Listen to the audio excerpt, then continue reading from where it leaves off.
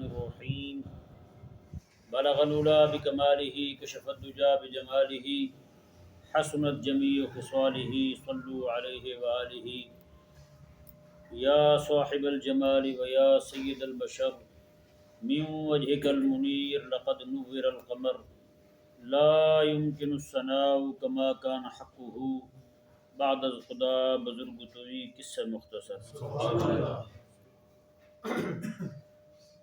یہ سورہ مومنون شریف کی آخری آیات کریمہ، یہ ذہن میں رہے سورہ مومنون کی پہلی آیہ کریمہ قد افلح المومنون، یہاں سے شروع ہو رہی ہے سورہ مومنون کہ مومن کامیاب ہو گئے، مومن کامیاب ہو گئے۔ سورہ مبارکہ کی پہلی آیہ مبارکہ میں اللہ تعالیٰ نے مومنین کی کامیابی کا ذکر فرمایا، اور سورہ مبارکہ کے آخر میں اللہ تعالیٰ نے فرمایا کہ انہ لا یفلح الکافرون، کافر کامیاب نہیں ہوں گے۔ جی کیسی بات ہے، مومنوں کی کامیابی کا ذکر کیا ابتدا میں، اور کافروں کی ناکامی کا، نامرادی کا، ان کے ذلیل و رسوا ہونے کا، قیامت والے دن جہنم جانے کا ذکر کیا اللہ تبارک و تعالیٰ نے سورت کے آخر میں۔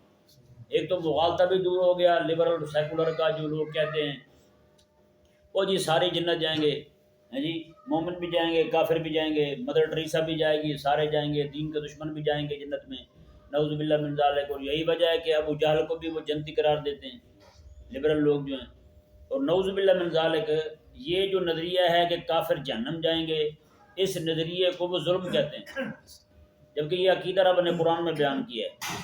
کافر جو ہے اللہ تعالیٰ نے فرمایا کہ اعدت للکافرین، جہنم جو ہے ہم نے کافروں کے لیے تیار کی ہے۔ تو جہنم جب تیار ہی کافروں کے لیے ہوئی ہے تو پھر کافروں کو وہاں بھیجنا، اس کو بے دینوں کا ظلم کہنا ان کو بھی کافر کر دیتا ہے، ان کو بھی کافر کر دیتا ہے۔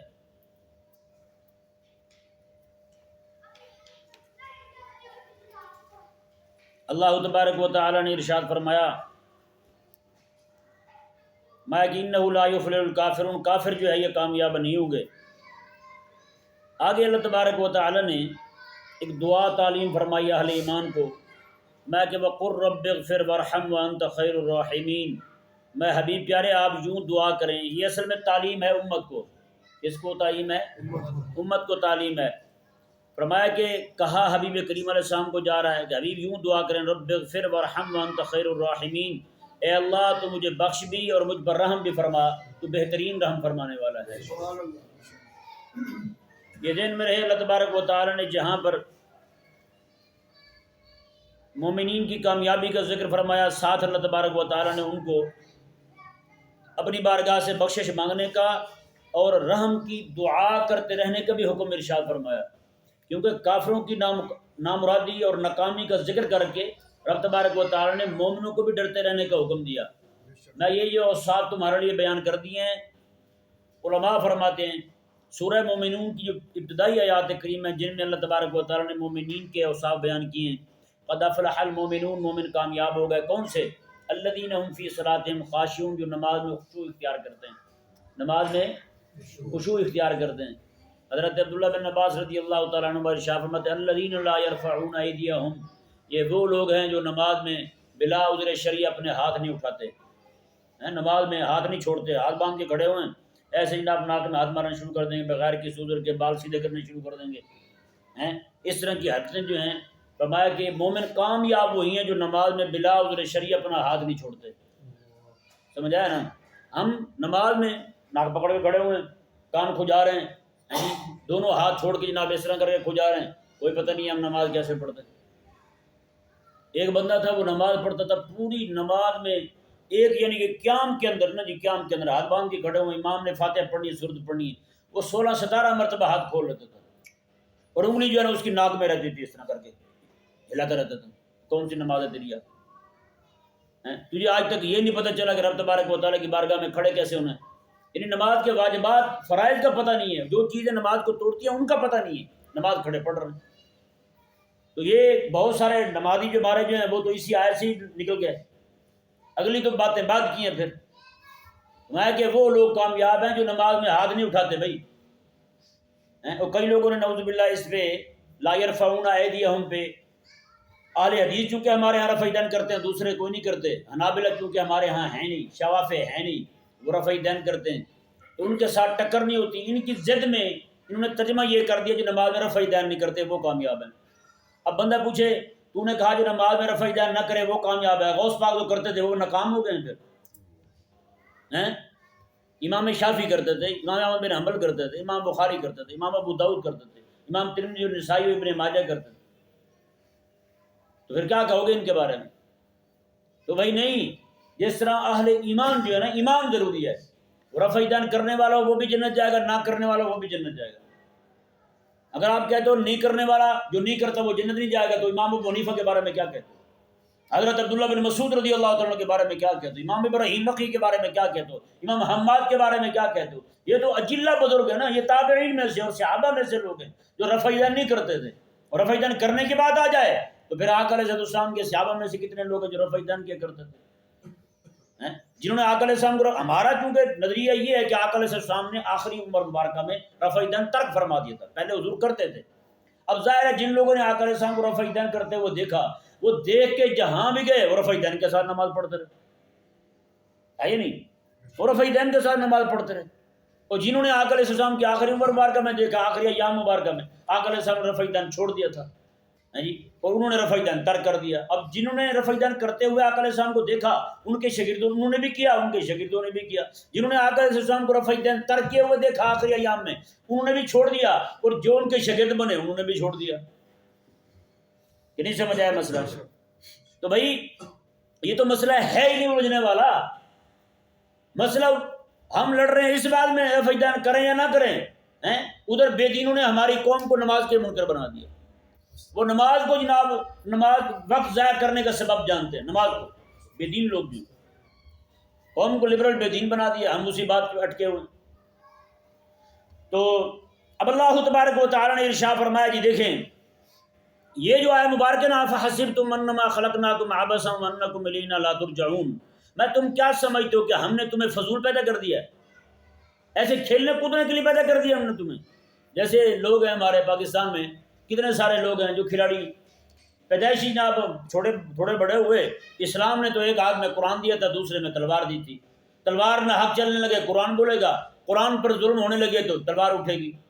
لیکن ہمارے ہاتھ میں فرنگی ذلیل نے قرآن بھی لے لیا، تلوار بھی لے لی، ایک ہاتھ میں گیند پکڑا دی، دوسرے میں بلہ پکڑا دیا، کہا ابھی مزے کر تم ہیں۔ اور جو قرآن پڑھنے والا ہے اس کو جناب ذلیل کیا، کہا کہ قرآن پڑھنے والا بھوکا مرے گا، قرآن پڑھنے والا بھوکا مرے گا، اور تلوار والا دہشت گرد قرار پایا۔ قرآن پڑھنے والا بھوکا مرے گا ڈرایا قرآن سے، اور تلوار کی بات کرنے والا وہ دہشت گرد بن گیا ہے جی، اس کو پکڑ کے جناب جو بھی تلوار کی بات کرے حضور کی اس کو اٹھا کے جیل ڈال دیا۔ اور دوسرا گیند والا اور بلے والا، ایک ایک گیند بلے والا 16 کروڑ روپے تنخواہ لے رہا ہے، بتائیں مہینے کی، اور اس کے علاوہ ان کو بونس ملتے ہیں، وہ ایکسل ملتے ہیں، وہ الگ ہے، نہیں ملتے ان کو۔ اور آپ کو خوش ہو رہے ہیں، ہمیں تو نہیں نہ ملتے ہیں۔ یہ ایک شاعر تھے ہمارے بزرگ تھے، وہ کہتے تھے میچ جیت کر ملت کو کیا ملا، تم نے جیتے ہیں اگر میچ تو ملت کو کیا ملا، کشمیر جیت کر ہمیں بھی کچھ دکھائیے، میچ تم نے جیت لیے۔ اللہ اکبر کبیر۔ آگے کہتے تھے قرآن چاہتا ہے کہ صاحب قرآن پہ قربان جائیے، لیکن قوم چاہتی ہے کہ عمران خان پہ قربان جائیے۔ قوم جو ہے وہ عمران خان پہ مرے جا رہی ہے، الیکشن وہ جیتتا ہے نا، جو میچ کھیلتا تھا اس لیے۔ اور اب نعوذ باللہ من ذالک پوری قوم کا مزاج بگڑ گیا، سچی بات ہے۔ دفتروں میں آپ چلے جائیں، جس دن میچ لگ جائے پورے دفتر میں پورے دن میں کوئی کام نہیں ہوگا۔ مجھے تو ان کا پتہ نہیں ہوتا یہ ونڈا کون سا ہوتا ہے اور دوسرا کھال چوکر کون سا ہوتا ہے ان کے میچوں کا، کہ نہیں؟ سچی بات ہے۔ نکے نکے لڑکے، چھوٹے چھوٹے لڑکے ایسے نشئی، پیچھے مسجد میں رہتا تھا ایک مولوی، کان میں ہینڈ فری لگا کر رات کو جناب ایسی ایک دم سے میں سوئے ہوں چھوڑ ڈال، میں دماغ خراب، تجھے کیا ہوتا؟ کہتا چھکا بج گیا۔ میں نے کہا شکر کر جوتا میرا باہر پڑا ہوا، ورنہ تجھے 4 5 6 چھکے لگ رہے تھے آج۔ حساب لگائیں، دماغ خراب ہے پوری قوم کا، بوڑھے اچھے بڑے کھوسڑ جناب باہر بیٹھے ہوئے تبصرے کر رہے ہوں گے، نہیں جیتے گئے کدے بھی نہیں۔ میں کہا جی بلا تیرے ہاتھ سے جو بدتمیز انسان، گھروں میں لڑائیاں پڑ گئی، ایک گھر میں طلاق ہو گئی جی، میاں بیوی جو ہے آپس میں لڑ پڑے، طلاق ہو گئی، اس لیے جناب وہ بیوی جو ہے نا وہ ایک کے حق میں تھی، یہ جیتے گا، وہ اس کے حق میں تھی، وہ جیتے گا، اسی بات پر لڑ پڑے اور طلاق ہو گئی. جیتے دونوں کو نہیں، دونوں ذلیل لوگ ہیں. پاکستان میں واپس آتے ہیں، میچ ہار کے سارے ٹماٹر مارتے ہیں، جیت کے ہیں تو سارے اس کو ابا مان لیتے ہیں. قوم کا معیار تو یہ ہے. ابا تو ابا ہی ہوتا ہے بھائی. کبھی ہوتا ہے جناب ابا بیچارہ مزدوری کر کے آئے تو اس کو ابا مانا جائے، ابا بیچارہ خالی ہاتھ آ جائے تو اس کو لٹا کے جوتے پھیر دی جائیں. یہ تو نہیں نا ہوتا. یہ عجیب دماغی ہے ان کی. اسی کو ہیرو کہہ رہے ہیں ایک میچ جیتنے پر، ایک میچ ہارنے پر اسی کو جناب بچھا کے جناب لطر پریڈ کر رہے ہیں. اس کی قوم کا مزاج برباد کر دی. قسم خدا کی ان ذلیلوں کی سازش ہے کہ پوری قوم جو ہے اسی معاملے میں الجھی رہے. یہ امت کے معاملات کی طرف آئے ہی نہ، امت کے معاملات کی طرف نہ آئے. امت جو ہے چاہے ظلم ہوتا رہے، ان پر کچھ بھی ہوتا رہے، یہ امت کی بات نہ کریں. آپ دیکھیں نا ان کے یہود و نصارہ کے فوجی جو ہیں، ان کے لوگ جو ہیں وہ کس طرح کر کے میدان میں اتر کے ہمارے مسلمانوں کو شہید کر رہے ہیں. اور ہمارے نوجوان وہ کیا کر رہے ہیں؟ وہ چھکے چوکوں پہ ناچ رہے ہیں، ڈانس کر رہے ہیں. بڑی بڑی جناب LCD اسکرین ہے، بڑے بڑے پروجیکٹ لگا کے جب کشمیریوں پر فلسطینیوں پر ظلم ہو رہا تھا، یہ جناب باہر حکومت جو ہے اپنی سرپرستی میں بڑے بڑے پروجیکٹ لگا کے لوگوں کو میچ دکھا رہے ہیں. بتائیں اس سے بڑھ کر بھی کوئی ان کے لیے افسوس والی بات ہو سکتی ہے؟ اللہ تبارک و تعالیٰ نے ارشاد فرمایا افحسبتم، تم نے کیا سمجھ رکھا ہے، انما خلقناکم عبثا، ہم نے تمہیں کھیلنے کے لیے بنا دیے، فضول بنا دیا ہم نے تمہیں. تم کس کام میں لگے ہوئے ہو؟ اللہ اکبر. وانکم الینا لا ترجعون، اور تم نے ہمارے پاس نہیں آنا واپس. ہم نے دنیا میں اس لیے بھیجا تمہیں، اس لیے پیدا کیا تھا تمہیں، کھیل کود میں مصروف رہو تم. اللہ اکبر کبیرہ. اللہ تعالیٰ نے آگے دلیل پتہ کیا دی؟ فَمَا فَتَعَالَ اللَّهُ الْمَلِكُ الْحَقُّ، میں اللہ تبارک و تعالیٰ جو بہت اونچا ہے، الملک وہ بادشاہ ہے، الحق وہ سچا ہے. میں وہ سچا بھی ہو، اونچا بھی ہو، بادشاہ بھی ہو، فضول کام کیسے کر سکتا ہے؟ فضول کام کیسے کر سکتا ہے؟ اور تم نے اپنے آپ کو کھیل میں مصروف کر کے آج مولوی وظیفے بتا رہے ہیں میچ جیتنے کے. بتائیں ایسے احمد مولوی. لاہور کا بہت بڑا جامع ہے، وہاں کے مولوی صاحب، مفتی صاحب، ڈاکٹر صاحب وہ بتا رہے تھے فلانی صورت پڑھ کے میچ میں اتریں جی، جیت جائیں گے آپ، حساب لگائیں. اور میں نے کہا خدا ہدایت دے تمہیں، ان کو تم وظیفہ بتاتے، یہ وظیفہ پڑھو تمہاری غیرت جاگے گی، تم میدان جہاد میں اترو گے، اللہ تعالیٰ تمہیں فتح عطا فرمائے گا. اللہ اکبر. یہی آیات کریمہ، یہ اللہ اکبر روح المعانی میں امام جو ہے نا، روح المعانی میں امام علوسی رحمہ اللہ، امام محمود علوسی رحمہ اللہ ارشاد فرماتے ہیں، شہاب الدین آپ فرماتے ہیں کریم آقا علیہ السلام نے صحابہ کرام کے لشکر کو روانہ فرمایا ایک جگہ جہاد کے لیے. جانے لگے تو آقا علیہ السلام نے فرمایا میری بات سنو، تم جب جاؤ گے نا افحسبتم انما خلقناکم عبثا وانکم الینا لا ترجعون فتعالى اللہ الملک الحق. تو میں یہ آیات کریمہ جو ہے راستے میں بھی پڑھتے جانا، وہاں جب میدان جہاد میں اترو تب بھی پڑھتے جانا. اللہ اکبر. حضور کے غلام فرماتے ہیں جب ہم گئے تو پورے راستے میں یہی وظیفہ پڑھتے گئے، وہاں پہنچے یہی وظیفہ پڑھتے رہے. اللہ تبارک و تعالی نے ہم سب کو بغیر کسی کو خراش آئے مال غنیمت کے ڈھیروں ڈھیر عطا فرما کے ہم کو واپس لوٹانا پڑا. بتائیں اللہ اکبر کبیرہ. آقا علیہ السلام کے ایک صحابی ہیں حضرت عبداللہ بن مسعود رضی اللہ تعالیٰ عنہ.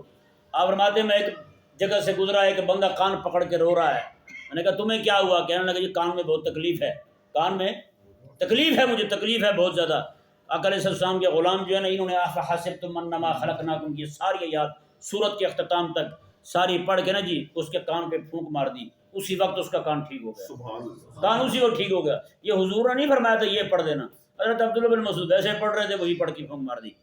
آقا علیہ السلام کی بارگاہ میں آئے، آقا علیہ السلام کی بارگاہ میں عرض کی یا رسول اللہ یہ میں نے پڑھا ہے. آقا علیہ السلام نے میں عبداللہ یہ تو ابھی کچھ بھی نہیں دیکھا تم نے، یہ تو تم نے کچھ بھی نہیں دیکھا. اس صورت میں اللہ تبارک و تعالی نے ایسی طاقت اور قوت رکھی ہے کہ بندہ یقین کامل رکھ کے یہ صورت پڑھ کے پہاڑ کو پھونک مارے، پہاڑ اپنی جگہ چھوڑ کے چلا جائے. یقین کامل رکھو، پہاڑ اپنی جگہ چھوڑ دے. بتائیں. تو اس لیے اب مزے کی بات دیکھیں یہاں پہ ایک اور نقطہ بھی ہے. آقا علیہ السلام نے ان کو جہاد پر جاتے ہوئے یہی آیت مبارکہ تعلیم فرمائی، یہ آیت مبارکہ تعلیم فرمائی افحسبتم انما خلقناکم، یہ پڑھتے ہوئے جانا تم نے. کیوں؟ مضمون کیا تھا؟ مضمون یہ سفر جہاد کا ہے. مضمون یہ ہے اللہ نے فرمایا ہم نے تمہیں بیکار پیدا نہیں کیا، فضول پیدا نہیں کیا، کھیلنے کے لیے پیدا نہیں کیا. میں تم جہاد پہ جا رہا ہوں نا، یہ کہتے جانا مولا تو نے جس کام کے لیے پیدا کیا ہم اسی کے لیے جا رہے ہیں، وہی کرنے جا رہے ہیں.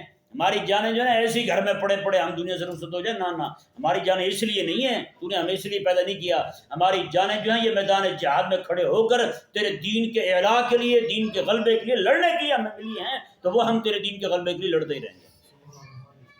اندازہ لگائیں۔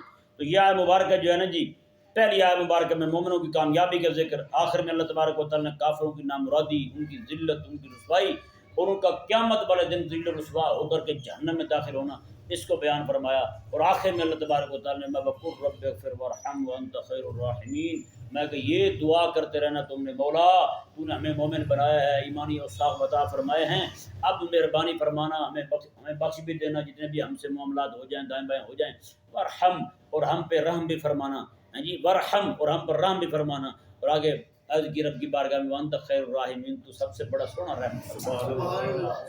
اللہ اکبر کبیرہ۔ اللہ تبارک و تعالی سمجھنے کی